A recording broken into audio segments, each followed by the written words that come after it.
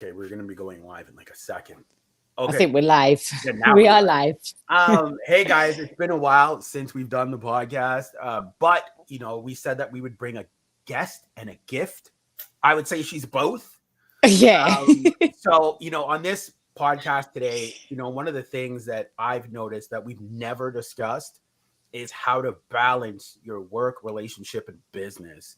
Because I've noticed that with people, some area of their life suffers because either their marriage or relationship suffers, their work suffers, or their business suffers. Somewhere suffers because they can't pay attention to all these things at once. So I took it upon myself to do some research and say, who on my list is really good at doing this?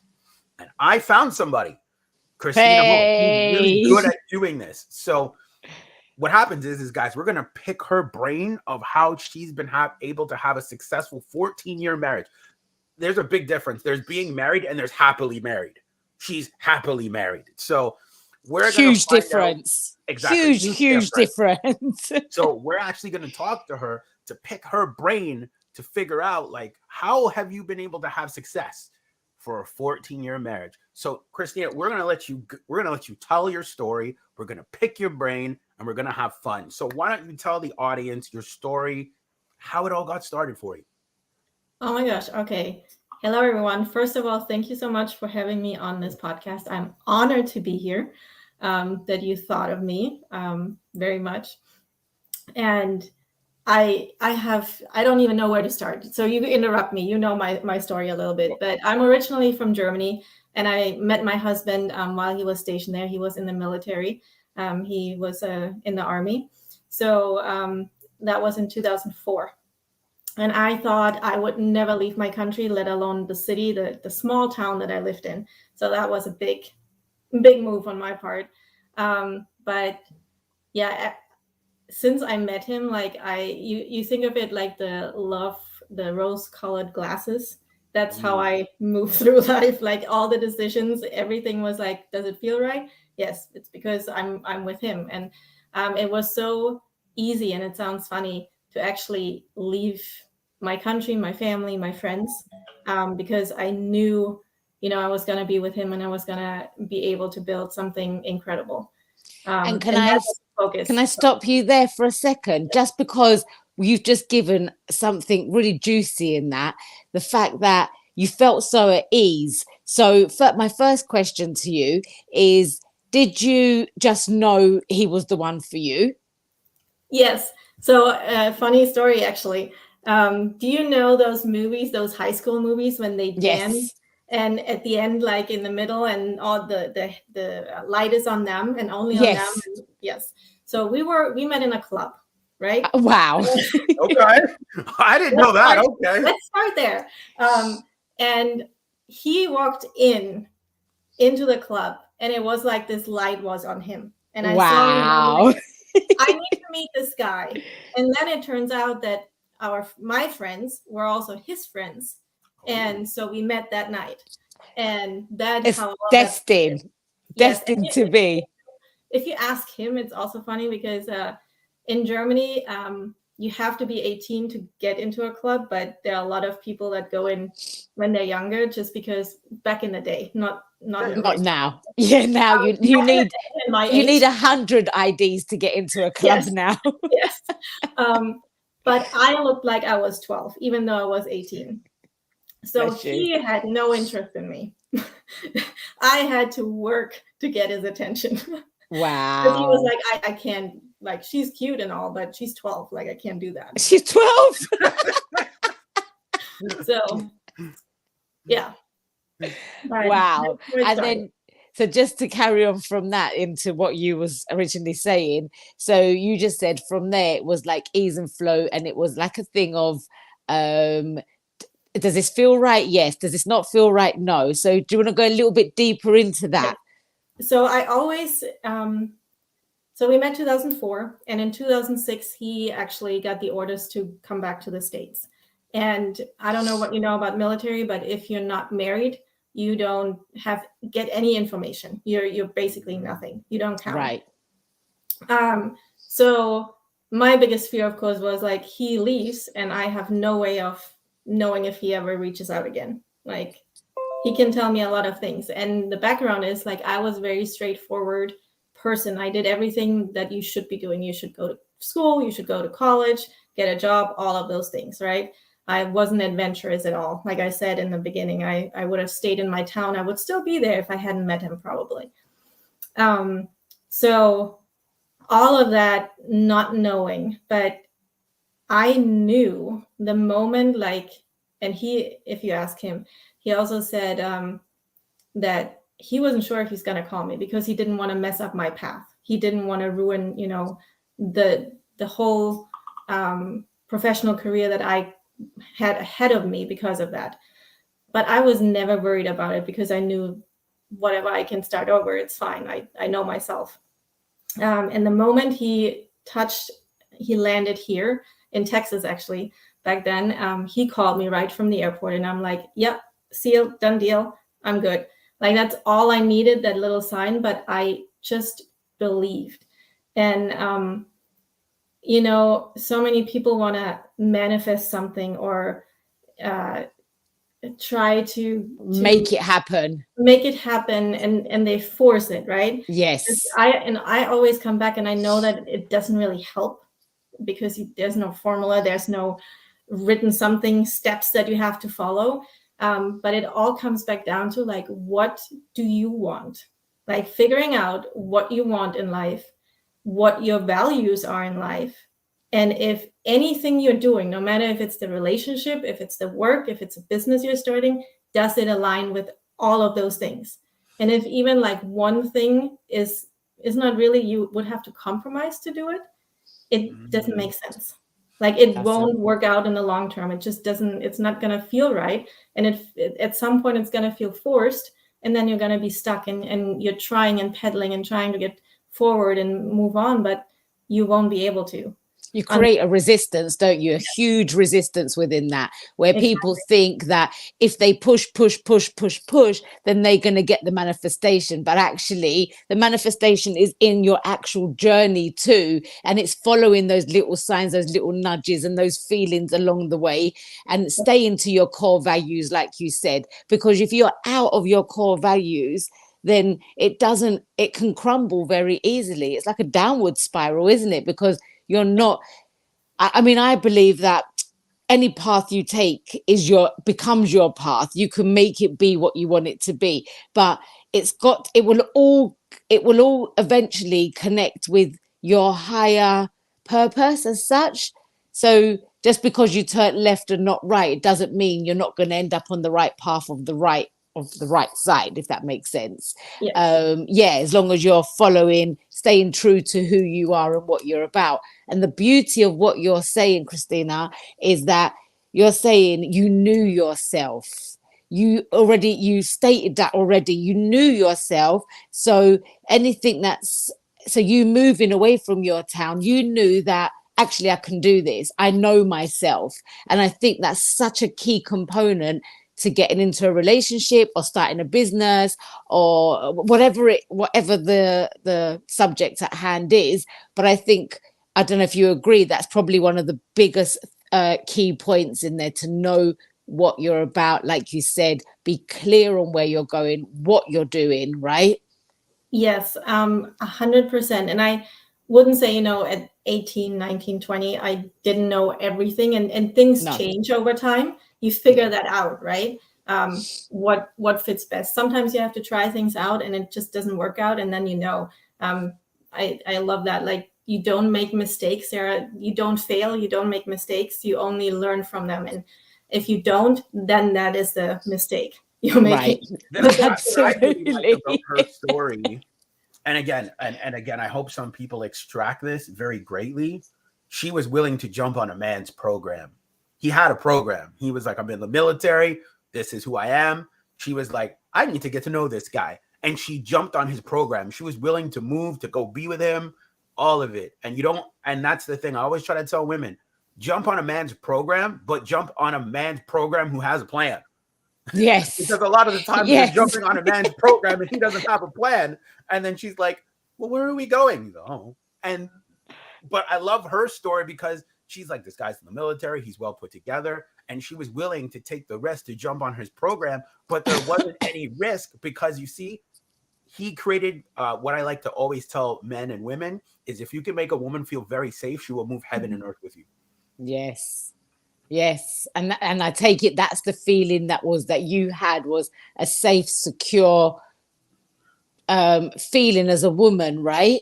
Especially at 18. 18 is a young age. I've got a 21-year-old daughter and she's in a relationship, and I think, oh man, you're so young. But actually, she just knows. She's jumped on his program. He has a plan. They both have a plan, actually.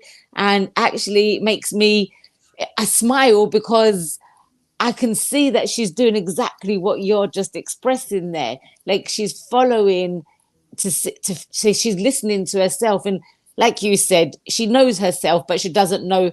Obviously, at that age, you get to know more and more. And even today, look, I'm 43 and I still get to know things about myself. I don't think that ever stops. I think that's the forever going journey of life, is getting to know bits and pieces about you. And yeah, and you change over time too. You have different seasons, right, where you have different priorities, different things are important.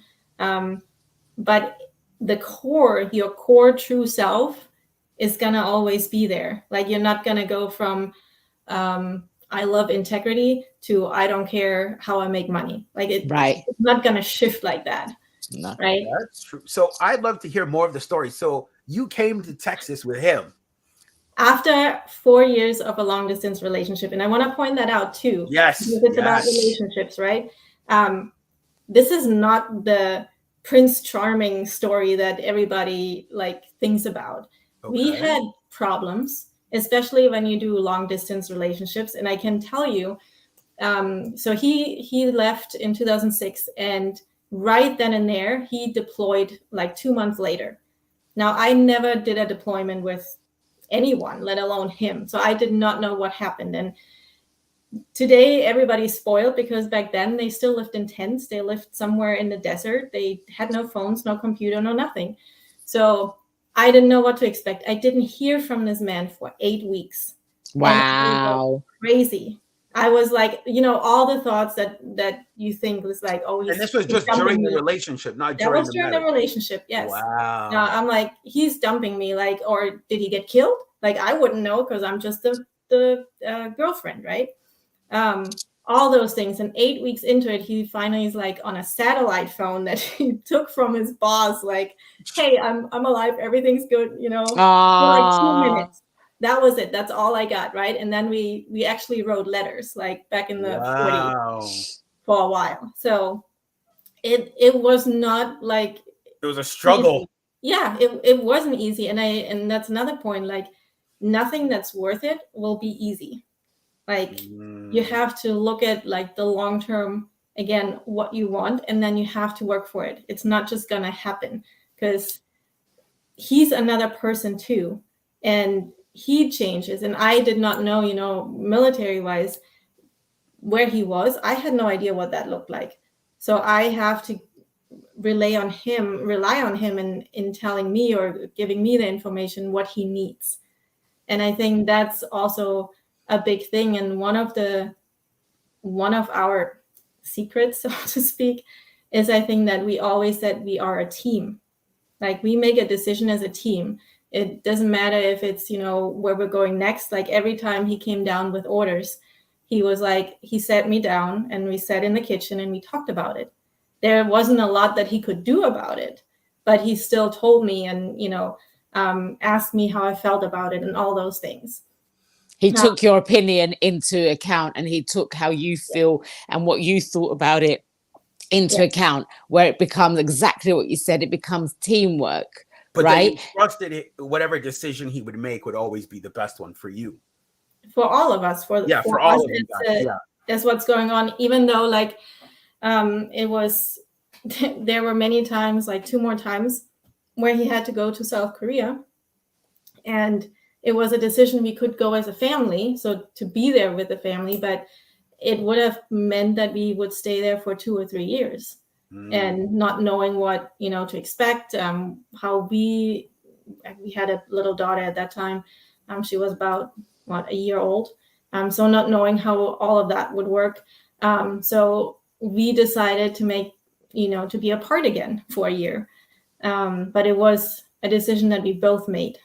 And it's not like something we just decided on the spot, or he decided for me, or I decided without him and, jumped on it and said, oh, I'm going to go home, or I can't be without you, whatever. And I think that's also, a little bit unique to us, or for me, like I can only, if you're a military spouse, all I hear about is always, oh, my man is always deployed, or they are on training and they're 24/7. Like they can get a call in the middle of the night and they would have to leave. And you don't know where, when, how long, whatever. And my mindset, I think that's also big in general, like your mindset and how you think about things, and not take everything so serious and personally. But I always thought about it when he deployed, okay, now I have 9 months, a year that I can work on myself, that I can, be better, that I can grow, that I can do all those things and also be proud of me and show myself that I can do this, And what a flip of a mindset to do that. The difference, if you had two couples, yourself and another couple, let's say, and you've taken that mindset, and the other couple and the woman taken the mindset of, oh, he's left me. I don't know. I feel like really feeling insecure, telling all her friends, phoning people like, I can't deal with this. I need him to come back. I don't know what to do with myself, and just wallowing in it. And like that could possibly cause the relationship to break down massively, because that woman is not holding her own while he's not there. She's then seeing things through the lens of, I'm a victim in this situation, rather than I am his woman and I want to make the best for myself too. So we come together loud and proud together, right? So that attitude and that mindset, I love it. Brilliant. It's not about, like you said, thank you. You're welcome. Be that victim, but also like blaming him. He can't do anything about it. It's his job. You realize that, even though you realize it, it's still another thing to actually live it and be able to deal with it. But you learn that. Was I mad at first? Of course, like I said earlier, like I was so mad when he didn't call, when he was deployed, and he didn't call me for 8 weeks. I was like, what? Like, how dare you, right? Like, are we in a relationship? Like, what is this? Like, what's going on here? Yeah. And you like, can I just say, there's a point here where you were saying earlier on, you took at that point and you took it personally, right? It was a personal, when actually you realize once you spoke with him, it wasn't a personal thing. It was just, this is what it's about, right? But you was learning. And that's another thing on that is that, the other deployments that followed, they actually had phones, they had computers, but it was usually a community room where they had to stand in line and you get 30 minutes and be on the computer, right? At certain points in the day. And I also took that very personally at first, that he was like, I'm not going to stand in line for that. Like, I'm going to call you when I can, or I write an email when I can, but I'm not going to stand in line for that. And I knew at that time, he had friends that, their husbands were deployed with my husband, and they were like on video chats, like every day it seemed like, and they were talking for an hour on the phone and all those things. And I'm like, yeah, I got an email yesterday. Everything's cool. I was like, that is not what I imagined. Like, this is not the romance that I know from the Cinderella story and all of that, right? See, that is my question that I was going to ask, because a lot of people, and again, I hope people are paying attention. You see, there's the Disney narrative that a lot of women have. And then, as Christina said, it didn't match what the Disney fairy tale was. Can you explain more of that? Yeah, well, yes. Let me finish that real quick. Go ahead. So I thought, like, I wanted the same thing. I thought I wanted the same thing. But that would have also meant, because of the time difference, that I needed to be on a computer at my phone, and we didn't have those smartphones that we have nowadays. So I needed to be at a phone actually and wait for him. And I'm like, well, now I can't do what I want to do. Like, now I have to be always there that doesn't make any sense. So he needs to struggle, I need to struggle. Like that's BS. So again, we talked about it and he explained it to me. He's like, I don't want to be reminded what I'm missing by constantly seeing you. Like that just makes me sad. And I'd rather concentrate on the mission and be in this. Checking in with you and doing all of this, but I can't, because otherwise it's I will lose it.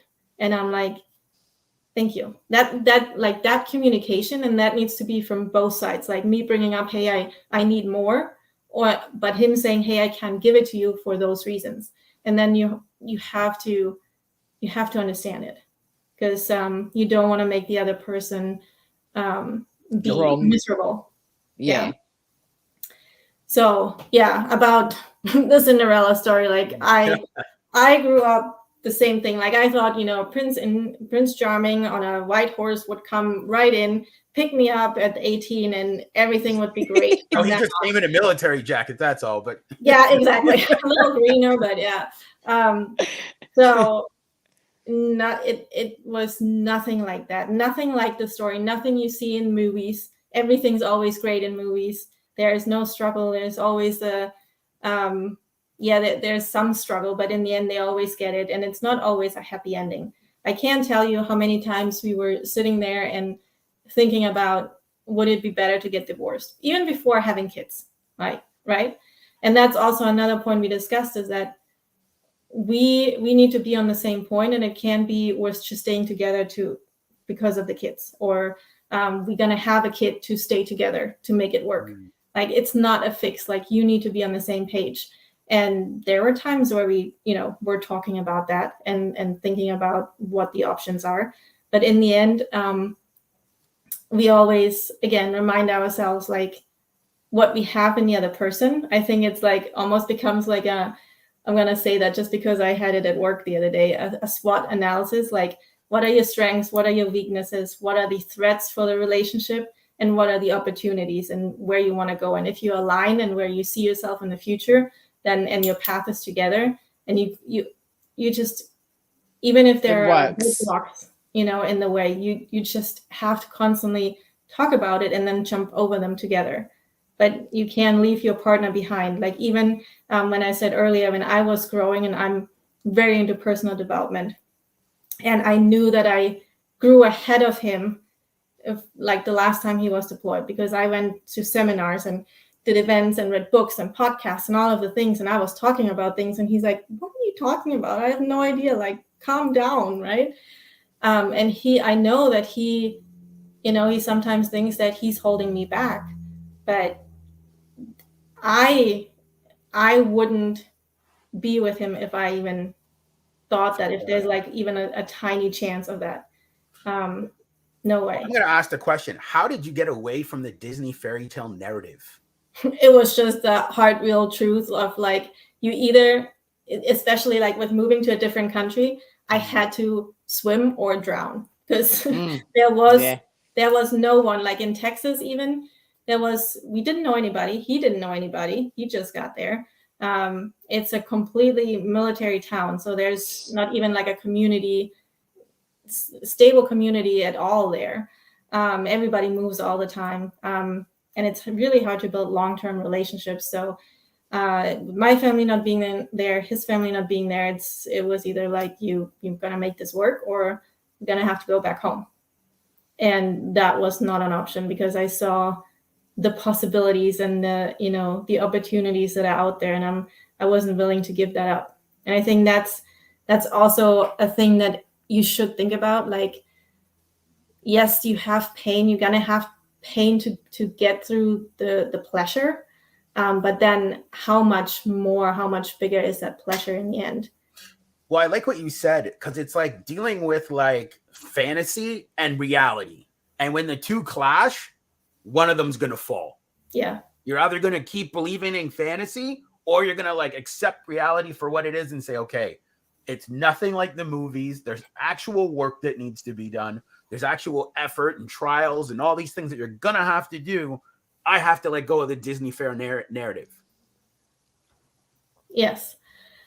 And I mean, it's great to watch them and get that good feeling, but Absolutely. But then you got to know it's a film that someone wrote, directed for the audience, for everybody to be drawn into it. And and it's programming, isn't it? It's a program. It programs you to believe a certain thing. And when it comes to your reality, I suppose that's why so many people end up in deep depression throughout a relationship, because they expect something completely. Because it doesn't match their Doesn't narrative. match. No, it doesn't match. I always tell women, you're not going to find the 50 Shades guy. Like, I'm sorry, you're just not. Like, you might want to. He looks desirable on the screen. But in reality, relationships are not based on that at all. I definitely don't want to find the 50 Shades guy. That's for sure. Thank you. I'm just, you know what I mean? I'm out. Like, the popularity of the ideal of the guy. People start to believe that's the type of guy I want, but it's like, reality, it doesn't work. Yeah, and in movies and in books or wherever, like, you see that snippet of time where they're happily ever after, but you don't really see that happily ever after. You don't see the day to day. You only get that struggle. And the day to day is like right now. It was we were in such a good routine with him being gone and me being on my own with the kid and making it work. Whatever, great. And now we're the opposite. We both work from home and we see each other 24/7. Wow.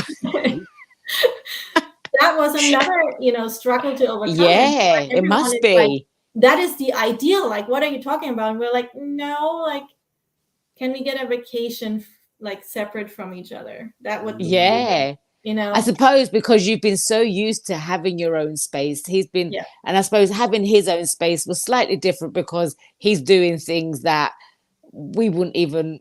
I mean, I know I would never be able to deal with. If you put me into the army, I think I'll just go and dig a hole and just cover myself and stay there because I wouldn't cope. But men can cope. But women can too. I'm not saying women can't, but anyway, beside the point. I'm going off track here. So I suppose so for you, it was probably more of a pressure on you because you're in the household with your child and you're having your normal everyday things going on. And then he comes into the house and now you have to, it's not that you just have to adjust to an extra person, but he has to adjust to not being around all the guys and doing what he does. And I suppose experiencing the things that he's experienced, right? That must have been quite harsh. It was a clash of routines, and again, like talking, when you talked, like the memes, whatever how you say it, come into my mind, like where the mom says, oh, when the dad does the night routine right, he's not doing it right, he just doesn't get it. Well, give him some time, and even he doesn't need to do the same routine that you do. Maybe let him do his own routine that he has with his kids too. They're his kids too. It doesn't have to be your way all the time, you know what? I think I might just clip that part when we're done this podcast. That's the part that might get clipped. Because again, a lot of times you hear it's my child. It's like, no, it's our child. It's our child. We hear that so much. It's for some reason, a woman, especially if she's not seeing eye to eye with her man, it's my child. It's my, but actually, no, it's not. If the man wasn't there, then he's the one that's planted the seed in you and you're the one that's growing it. You're the oven and making it and keeping it warm and letting it grow. But it came from him. That's something I have to work on, because in situations like that, I get very cheeky and I know myself that she's like, oh, if it's my kid. I'm like, well, did the sugar plum fairy come down and, just magically give you this child? And I had nothing to do with it. I just wasn't there at all. It came from you. Yes. And like that language is another thing. Like language.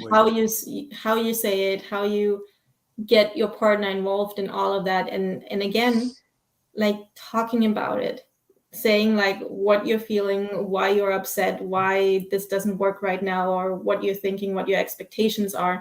And I think that's another point, like that expectation setting, with, we see what it could look like, the ideal, the perfect world. But in the end, like I ask myself that question, do I want to have it perfect? No, that's no fun. That would be really boring. Like I wouldn't grow, he wouldn't grow, we wouldn't laugh together. And like we have moments where we, you know, yell at each other because of all the things that are going on. And I think it's, for me, it's healthy and it's cleansing that I can get it out and he can get his frustration out and we don't have to be, you know, dancing around the bush and not trying to make everybody or anybody feel bad because we're or anyone wrong, right? Yeah, exactly.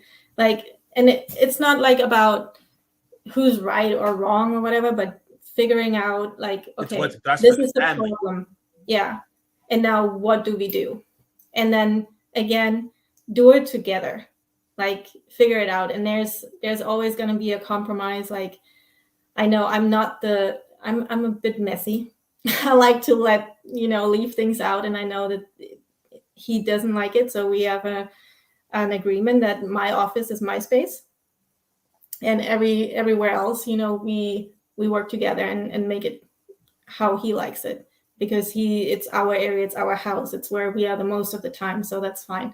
But I have still my space where I can balance it out, right? Like that's how I guess you manage work and your relationship and business because you work from home. So you see your husband and then you take care of the kids all at the same time. Yeah. So it's just a matter of communication. And recording, guys, she was going to tell us that she doesn't do date nights, which is very interesting because I actually want to hear more about it. Because most people, they'll tell them, go on date nights, you know, if your wife wants you to go out and do those things to, you know, show your wife that she's appreciating. She doesn't do those. So I actually like to hear a little more about that. I don't know what it is. Like, it was actually funny. I tell you guys too, because you know, my husband watches reels and on social media and all the things you get the impression that, oh, you should go on date nights and to have a good relationship and keep the flame alive and all those things. And he's like, we should do that. Shouldn't we? And I'm like, shouldn't we? You don't sound very convincing. Like, I don't think you believe that we should. So let's just say no. But it's like, even like when we had our first kid, like we do a lot of things like as a family. We always include the kids in everything. It's a big part of how we parent, of how we are as a partner in our partnership. But that's what we decided how we wanted to do it, right? But even like when Katie, our firstborn, was little, people, you know, asked like, should we take her so you can go out to dinner? And we did that once. Okay. And we're like, we're missing her. She's a part of our life now. Aww. And she just needs to be here because it's a family affair. But we still, you know, get date nights and movie nights at home. We still, you know, do things like that, but it's not like you see in the reels that, oh, and we have champagne glasses and roses everywhere and all of that. It's like, no. But not everybody's pockets are that deep, but okay. No, we have time, you know, where we talk about what is on our mind. And I think that is our date, like where we really can say what we want to say. And we do that every day. It's not a specific time. Well, that's massive. It doesn't have to be about like going out. It can be watching a movie. It could be going for a walk. It could be, you know, just anything that's important to both of you. Because one thing that I've noticed, I don't have children, but one of the biggest things, and you can chime in at any time, Christina, one of the biggest things they say, you should still have time with your partner because a lot of times their lives evolve around the kids and then their relationship, like between the mother and the father, gets ignored. Yes. As a mom, like in my case, I'm definitely the default parent. It's also another phrase that gets thrown around on social media these days, where they always come to me. And with the baby, of course, I'm the one that is nursing her and doing all those things. But it doesn't feel like resentment to you. It feels like look, you know what? I'm a true believer in a woman has her role and a man has his role. So as a woman, you're not going to expect your other half to start breastfeeding all of a sudden. Do you know what I mean? You know that's your responsibility, and you can't get like, well, why aren't you doing anything? Or a lot of the times babies just naturally want to go to their mum. So the dad could have the baby, and it's not that the baby doesn't, or the child doesn't love their dad, but they will cry because they still want their mum because of that bond where they grew inside our bodies. So 100%. right. So it's just more of a sense of the children still need attention, but the relationship between the mother and the father still also. Yeah, absolutely. But what I'm saying is what Christina was saying, like, you know, she's kind of she has the not the it's over to her a lot of the time, but that is, I think that's natural, where other people, where there's a lot of women who get really upset about that fact because they feel like it's all on them, but that is called motherhood. That's what it's about. Whether the dad's involved 100% or he's out working or he's whatever it is, it does come back down to the mum, because if a child is unwell, especially during the night, even if the dad goes to go and see to their aide to make sure they're all right, they're gonna at some point, I want my mummy. And it's not because anyone is going, well, you know, this is your job or this is your job. This is just how it is. And I think if there's an acceptance of that, then there's no resentment from the woman in that sense. And the man can get involved in other ways, right? Yeah. And I personally have a similar, like, very traditional view on that. Go ahead. Because, like, you know, I'm nursing her. I'm not, you know, doing anything else. But they said, like, now, and my friends who also had babies were like, well, the dad can get involved and he can feed her at night. So I don't have to be the one that gets up. But you still have to pump milk. So you're still going to have to get up at some point, because you cannot go 8 hours, especially not in the first few months, without. Yeah. So what's the point? I'm already up, so I might as well do it. Because exactly. I don't get that uninterrupted what I need anyways. But that is me. Again, that works for us. And my husband actually, like, the second time around with our second baby, he was like, can I do anything? Like, let me get up. Like, I can do it. And I'm like, no, one of us should be able to sleep and actually, you know, have that health part in check. That rest. Let me do it because I want to do it, first of all. And it's just how I function. Again, this is me. That I'm not saying everybody needs to do that. I'm just saying that you need to have an understanding what is going to work for you and not just an expectation. So how do you carve time out just for you and your husband, though? Like, when the kids are playing, like, how do you carve time out just for you two? Yes. In the morning, like when we're actually, so my daughter is in school, the babysitter is taking care of the little one. And when we both work, and then, you know, we have lunch dates or little, and it's not like an hour long and every day is the same. It's just like, hey, we text or we send a text or go downstairs and visit each other in the office. And then at night, definitely we love watching movies. We love watching, you know, different series. So we're doing that time. Yeah, to have that time. Yeah, because it never has to be anything extravagant. And I always tell guys, if you're with something, it doesn't have to be something extravagant. Like, guys, I've dated women, we would bond just cooking together. And that's another thing we do. We actually we do cook together quite a bit. Exactly. That's so lovely. That is your date night. So it's like, you do them, you just don't do them like how everyone else is, like popping champagne and flowers and tuxedos and. Yeah, but are they really, Michael? Is that just a big thing out there? Like, well, she just found a more traditional way that works for her and her husband. Yeah, which has allowed them to be together for 14 years. And I think what I'm really getting from this is that there's a lot of communication and a lot of first and foremost, I think there's respect. You can hear that there's respect between the two of you. So you guys are very respectful of one another's time, energy, emotions, thought process, how you view life, you ask each other. So I think that respect and communication seems to be like the two great ingredients within having a good relationship. And like you said, and a balancing it out. And I think the other thing, what you're saying is that you're saying, look, at the end of the day, I'm awake at night anyway. I have to do this. Let me just get on with it. And then if I need you during the day and I need to take a 10-minute rest, if you don't mind, I'll call on you, you know, but I can do this and I'm happy to do this. And then he could have something else where he could turn around and say, well, actually, look, I'm already in the kitchen. I've already started cooking something. Let me just take over. Let me just do this. You guys sit down and rest yourself, you know? So there's that absolute balance going on. But like you rightfully said, and I really want people to hear this, is that it's not all roses along the way. You're going to have arguments.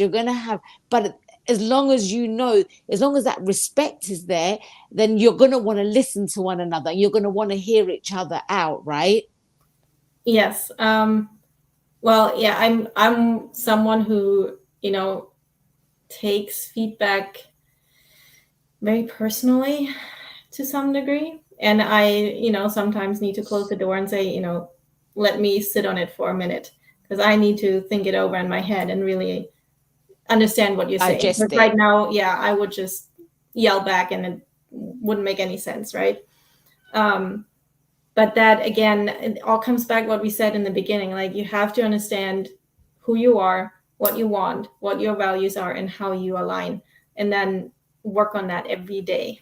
Like, there's not one day where you just let it flow and it flows in the end. Like, but well, that's what's interesting, because I also want to look at the aspect of lifestyles. I think your lifestyles need to match, because if they don't, it throws things to the left and the right, and then you can never center them. Yeah, I think I agree with you. There, again, you can change lifestyles along the way, but you both do it. You're both on the way, on that road, and not one going off and doing something completely different. Like, it still has to align. Oh, 100%. Like let's say one person loves going to the gym, and like that other person's like a gym nut, and then the other person not so much.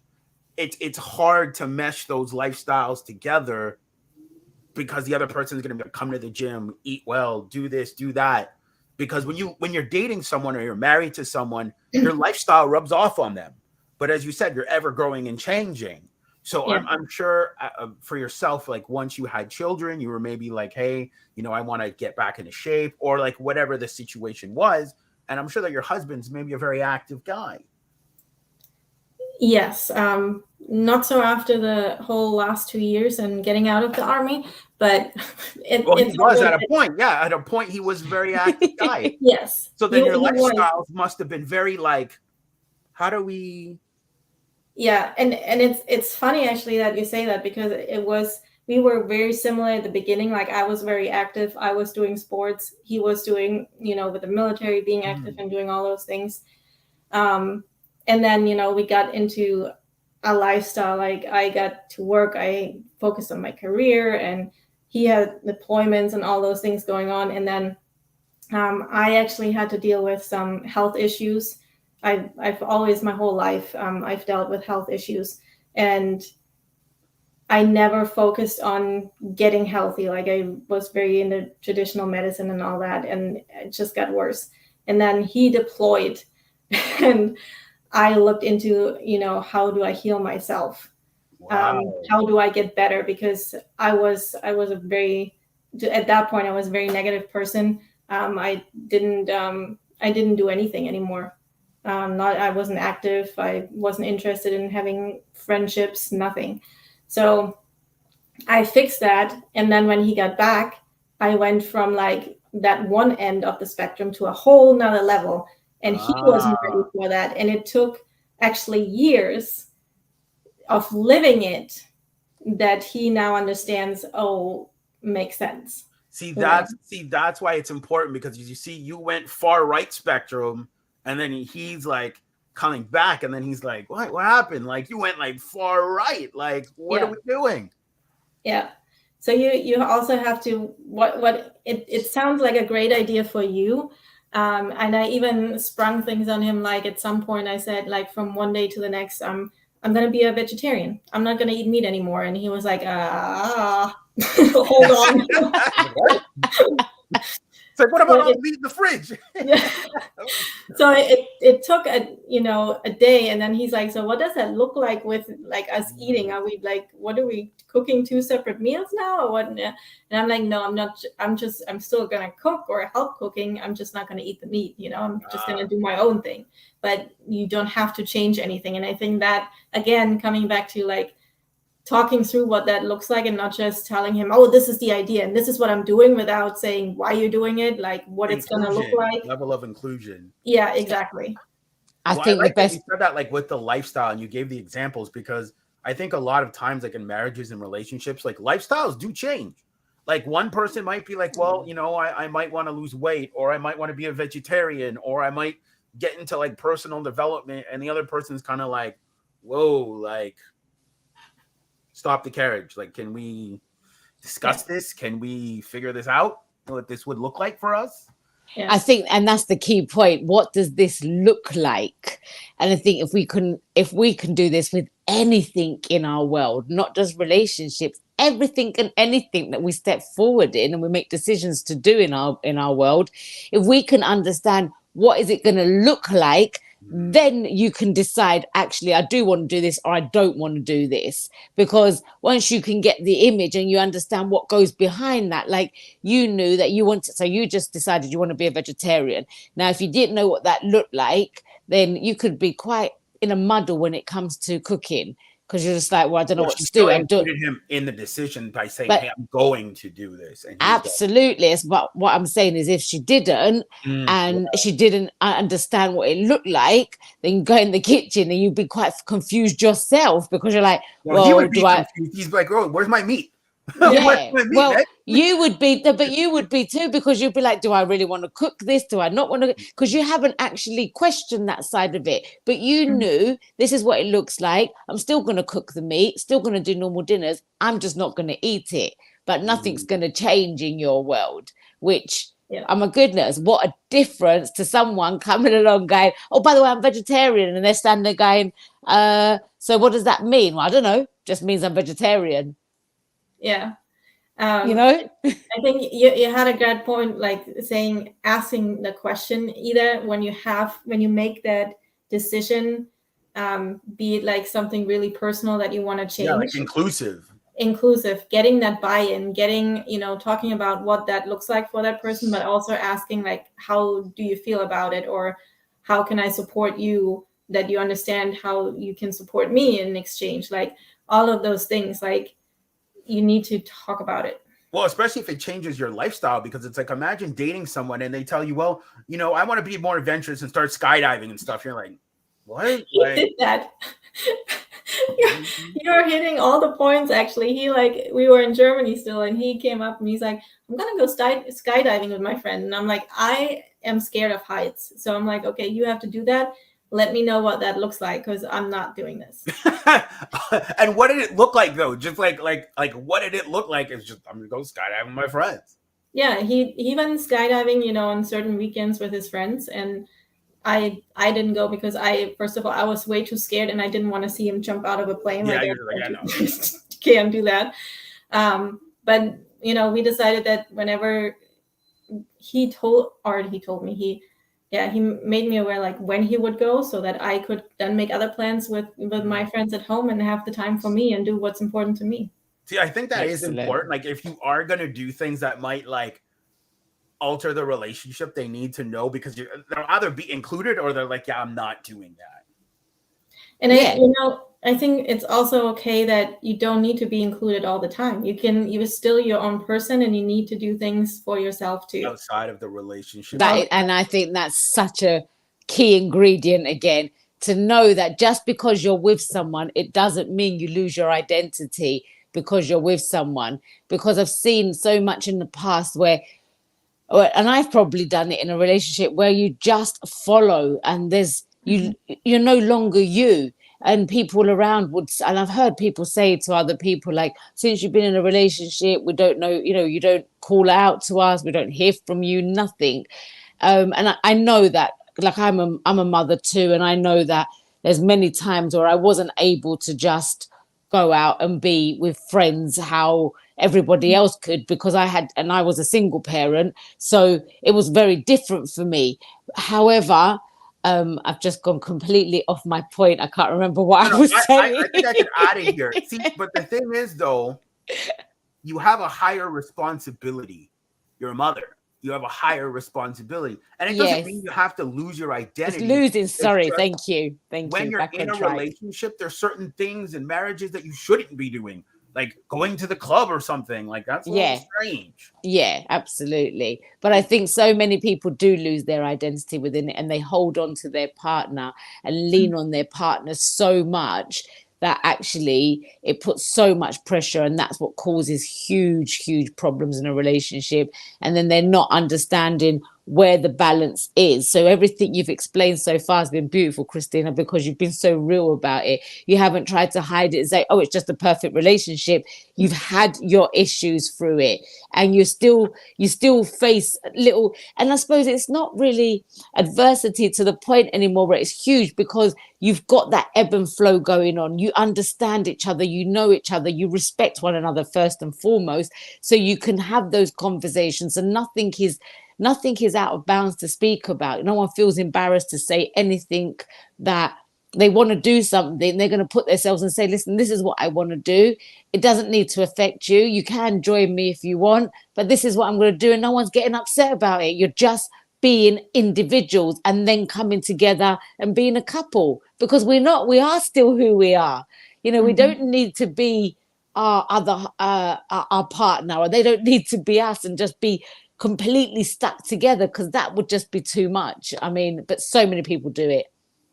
I've certainly done that in the past too, and it didn't work out, and there were too many problems, because like you said, you put the blame on someone else, why they didn't understand why they did something that wasn't in line with what you were thinking. Well, how could they know? There's no way. And it becomes a victim mentality within a relationship, right? And it's always like, well, why can't you be like this? Well, because I'm not like that. I can't go.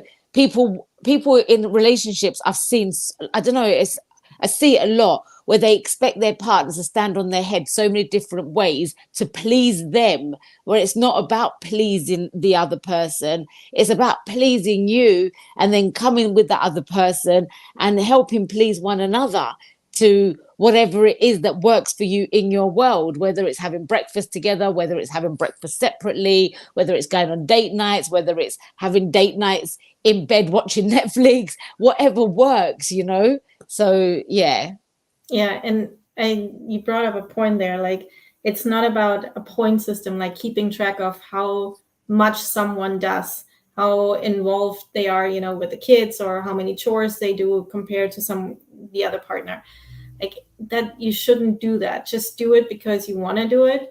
And in the end, you would have to do it anyways, like, even if your partner wasn't there. So do it because you do it with all of your heart, and then it automatically, the partner will join in. And I always just say do it because it's duty. Like, you're just duty. Like, you're responsible for this whole other life. It's duty.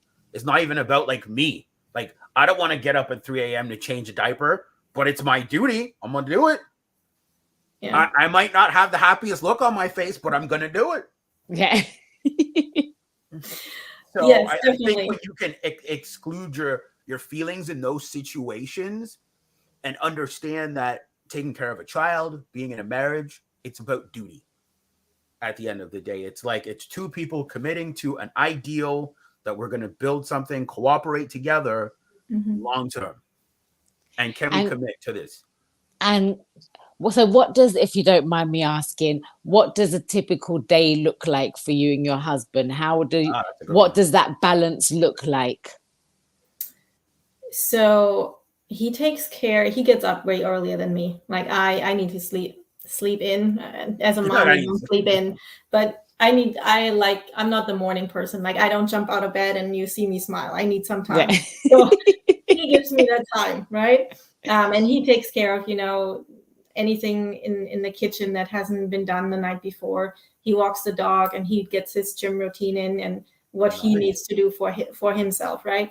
And then we meet. He usually wakes our firstborn, and I go attend to the baby, get myself ready, help my other daughter get ready for school, and then he takes her to the bus, and then we go to our work, to our offices in the house.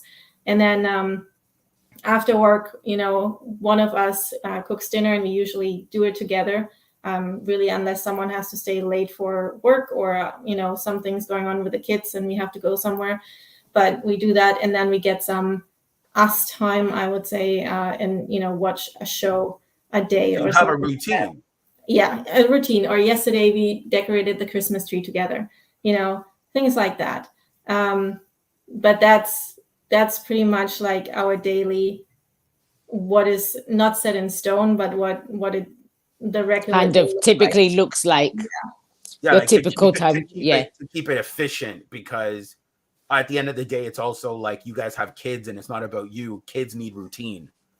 Yeah. So at the end of the day, it's like, okay, we have to kind of get them into this routine, and then we have our own separate routine with like working out, like whatever other hobbies you guys take on.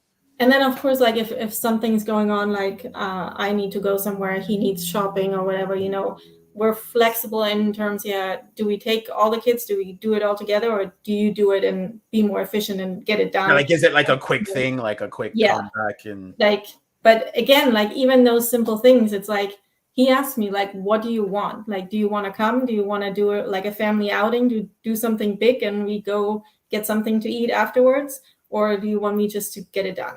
And, asking those questions, I think, like, I've heard that before, and I don't know where it came from and who said it, but questions are the answers. Yes. I love that. See, do you know what? That's powerful. Maybe that's something I need to learn, because my personality is like, babe, I'm a little better at this. I'm just going to go get it done, come back. But if she's better at it than me, then I'll let her go do it. So that's maybe something I could actually take away from that, because I always look at it as who's better at what. Like, if I go to the store, I know I'm in out. Yes. I know that if I'm dating a girl, she can be there for a while. I'm like, but that we gotta like do all these other things. Hey, you don't know something, because I tell you what, I go into a supermarket and if I just go and get what I need and I'm out. So it's not not every woman goes into a store and just stays there. I don't like lineups. So I'm like, I'm in out. Like, I don't. Yeah. You know what I mean? Like, I can't do it. I'm just like, oh man, that old lady in the front, I might throw the can of tomatoes at her if she doesn't hurry up. You know what I mean? Yeah. Like, I can't, because I'm always moving. So I guess the question for you, Christina, before we end this podcast, how do you keep everything so put together when life is so fast paced? First thing, I think the biggest secret, and I had to learn that actually in my late 20s, it starts with you, and it's based on the 3 circles living. And the 3 circles are you and your health, then your relationships with your partner, with your friends, with your family, and then work. And if you start with yourself and you figure out, like what we talked about earlier, what you want, what your core values are, your core beliefs, that you stay healthy, that you have a good routine for yourself, and not just stay healthy, but you also understand when you're stressed, and you can analyze like what's going wrong and then treat that and make it better and put it back into balance. Because I'm not all the time balanced. Like last night I got up 3 times because the baby screamed. I am tired. Like today I could sleep all day. I'm far from balanced. Yeah. But I know what the problem is. I understand it. Now I figure out how I get more sleep. Well, that's why I asked you that question, because some people I've noticed, and maybe you'll have an answer for this, when things become so fast paced, they get thrown off track. They're just like, I can't handle it. I need to and shut down. Yes. like the biggest thing, again, it's hard to explain, but you have to understand how you react to when things happen and be in control of your reaction. Like you can't control what's going on all the time. You can only control what you're doing, but how are you reacting, and then adjust that reaction. Like, and again, I'm a very emotional person. Like you can tell, like if you talk to me, you see in my face first before I even say anything, like what I feel, right? But you can still control that, and even before, when my face is doing its thing, I can still think about and realize what it's doing, and then I can adjust. So becoming aware of what's going on, and really like taking, it doesn't have to, everybody's saying like probably meditation and like go like deep into yourself. Like take a minute or two and ask yourself the question, like, you know, what is going on? What has been going wrong? Why am I so stressed? Ask yourself the question. You don't even need an answer. The answer will come. Just put out the question and it will come to you. Guys, I love that. That is fantastic. And I've got one other question before I just want the audience to know this one thing here. What do you do when an argument breaks out? Is it exactly what you just said? Understand your reaction? What happens? How do you diffuse your arguments? What does that look like in your household? So I'm a Leo as star sign, so I'm pretty like aggressive, and I'm, you know, I know myself to the point that I need to let my emotions out. And then my husband also knows that is happening. And then he usually asks me the question before I can ask myself. But we like when I understand when I'm going too far, and I'm like, I'm sorry, like that wasn't supposed to come out like that. So I can catch myself at this point. Preferably at some point I will get to preventing it coming out and, you know, hurting someone. I'm not there yet. I'm still learning. But really, like, it's almost like an out of yourself experience where you look at it from that perspective, like what just happened? Like how did it derail like that? And then, you know, reverse engineer, like coming back to the same page. Wow. Through a conversation that you would sit down and have with him. And also, like, that's one of the biggest things I had to learn, to apologize. Right. So accountability. Taking accountability and saying, hey, that was wrong. That wasn't nice of me, and I shouldn't have said that. Yeah. You know? Or that's one thing that I always tell men is, don't be moved by your woman's emotions. Let her do that. You be the ship. She's going to be the ocean. That's women's emotion. They're calm. They're up there. Your job is to be the ship and steer through the storm. That's what your job is. Your job is not to be reactive, but to redirect her emotions, to understand, babe, like, I get it. You're feeling this way. Let her feel it. Let her be the ocean. Don't try to box the emotions. Let her feel it, but always be the captain of the ship every single time. Because if you jump off the ship, she'll be like, he can't handle my emotions. He's so like whatever. But if you're very stoic and you can compose yourself as the male, as the leader of the household, she's going to be like, okay, I can be emotional, but my man knows how to redirect my emotions. And then the woman will always come down. Yeah. And one thing that I've also learned, well, two things that I've heard that don't really work for me, but maybe for someone else, that when you know that you're emotional and how you react to those things, say that you need a timeout and you need 5 minutes, or you need to go to the bathroom and, you know, get it out and try to calm yourself down and understand what's going on. Or the other word is, I've heard that too, that you have a safe word in your partnership where you say, you know, pause, let's not discuss this, but let's get back. I still love you, you know, and get on that track that everybody still knows that, hey, we're in this partnership. We have different opinions on this. And then I agree with you, because I did date someone like that, and they didn't tell me that they had like a safe word when they get triggered. And we were having a disagreement, and one time she's like, cantaloupe. I'm like, I was just so like thrown off. I'm like, did you just?